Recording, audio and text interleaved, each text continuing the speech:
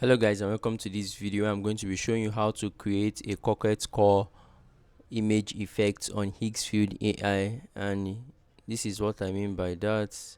You can see samples of the image where the subject has low focus and with a lace attire. So this is what a Coquette core looks like.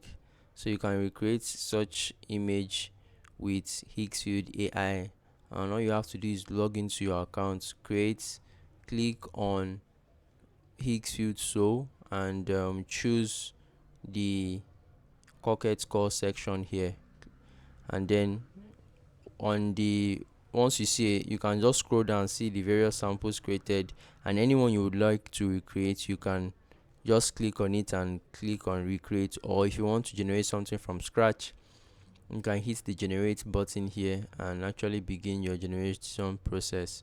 So let's assume I want to, let me just choose this generate. So I can actually type in my prompt in this area and then choose an aspect ratio from this place. I can choose it to be 9:16, 3:4, 2:3, 1:1, 4:3, 16:9, and 3:2. I can also choose my resolution to either be high or basic. The high gives me I can generate a high quality image with 2 credits, while the basic one gives me I would be using a credit for each generation.